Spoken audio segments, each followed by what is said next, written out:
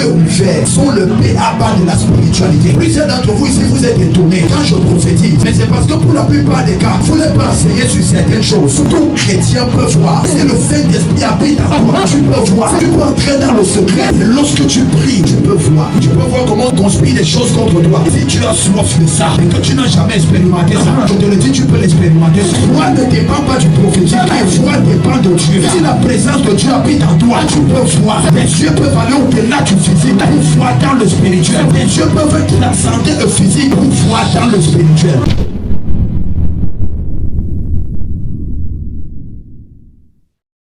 Jean dit, je suis gravé en esprit. Ça veut dire que je suis monté dans la voiture du Saint-Esprit pour aller dans le Hollande. Pourquoi? Ce que Jésus a montré à Jean, Jean ne pouvait pas voir ça dans la dimension physique. Pour que Jean voie tout ce qu'il a décrit dans l'Apocalypse là, il a fallu qu'il soit gravé en esprit. En d'autres termes, tu peux être en train de prier. Et pendant que tu es en train de prier, il peut t'arriver de voir quelque chose. La chose que tu as vue, ce n'est pas dans la dimension physique, mais c'est dans la dimension spirituelle. Jusqu'à ce que le Saint-Esprit ne te prenne ou te équilomé un peu de mal dit, tu ne vas rien voir. Parce que Dieu est esprit et tout ce qui concerne Dieu, c'est dans l'esprit que ça se fait. Voilà pourquoi Jésus a dit à cette femme, car Dieu est esprit, et il faut que ceux qui l'adorent en esprit et en vérité. On ne parle pas seulement du domaine de l'adoration. Tout ce qui concerne Dieu nécessite l'esprit. Tout ce qui concerne Dieu nécessite une connectivité à l'esprit. Si tu n'as pas encore la capacité de pouvoir discipliner ton corps et ton âme, il te sera compliqué, difficile et voire même impossible d'aller dans le règne de l'esprit. Et je voudrais vous dire une chose, les yeux ouverts sont le b.a.-ba de la spiritualité. Plusieurs d'entre vous ici, vous êtes étonnés quand je prophétise. Mais c'est parce que pour la plupart des cas, vous n'êtes pas enseigné sur certaines choses. Tout chrétien peut voir. C'est le Saint-Esprit habite en toi. Tu peux voir. Tu peux entrer dans le secret. Et lorsque tu pries, tu peux voir. Tu peux voir comment on conspire des choses contre toi. Si tu as soif de ça et que tu n'as jamais expérimenté ça, je te le dis, tu peux l'expérimenter.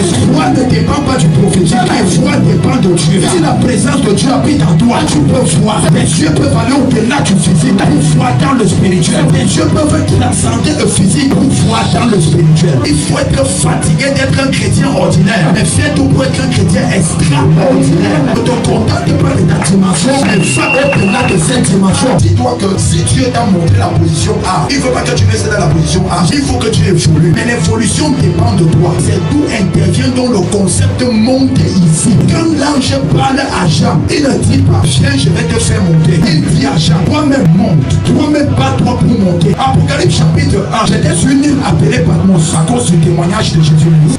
J'ai été ravi en esprit. C'est là où la rédaction des lettres aux 7 églises d'Asie mineure ont commencé. Au niveau du chapitre 4, l'ange va lui dire monte ici, change de dimension. Ce que j'ai l'intention de te montrer là, tu ne peux pas voir ça dans cette dimension. Il faut que tu montes. C'est pas Dieu qui te fait monter, c'est toi qui dois monter. Quand l'ange va lui dire de monter, il va encore dire j'ai été ravi en esprit. Une manière de dire il est ravi en esprit, dans l'esprit. Parce qu'il y a eu changement de dimension. Il y a eu changement de dimension dans l'atmosphère spirituelle. Et c'est là qu'intervient ce qu'on appelle l'esprit du prophète. L'apôtre Paul a dit quand l'esprit du prophète est soumis au prophète. Est-ce que tu sais que par ton esprit, tu as la capacité de créer une atmosphère, même sans demander l'autorisation et l'approbation à Dieu. Par ton esprit, tu as cette capacité. Il y a plusieurs manières de prophétiser. Je peux prophétiser par le ainsi parle l'Éternel, mais je peux prophétiser par mon esprit de prophète. Ça dit j'arrive quelque part, et par mon esprit de prophète, je crée l'atmosphère.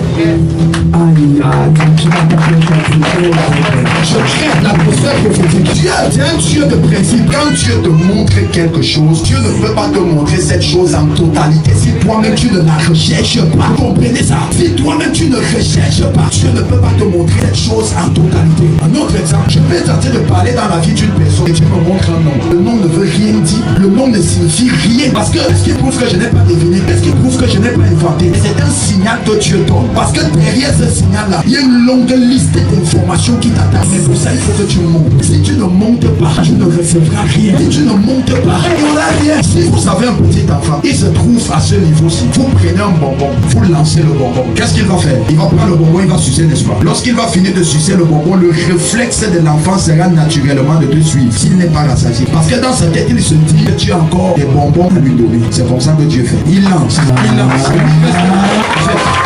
Il reste là, il reste statué, il reste positionné. Lorsqu'il lance, ça ne revient pas à Dieu de chercher à comprendre et à découvrir. Parce que lui, il a déjà le message. C'est à toi de faire le pas. C'est à toi de marquer le pas. C'est pour ça que tu as possibilité. Lorsque tu fais un songe et que le songe n'est pas achevé, tu peux toi-même prophétiser. Cette nuit, je veux aller dans ce songe et le continuer. Dans ton esprit de prophète que tu parles. Et quand tu intimes cet ordre-là, ça se passe véritablement. La nuit suivante, tu vas te rendre compte que subitement, bam, tu es à nouveau dans le songe. Et tu continues le songe jusqu'au bout. Le problème, c'est que vous ne connaissez pas qui vous êtes. Et par rapport à cela, Paul a dit aussi longtemps qu'elle est héritier comme un enfant. J'ai dit qu'il n'a fait en rien un esclave. Moi qu'il est maître de tout. Dis à ton voisin, monte.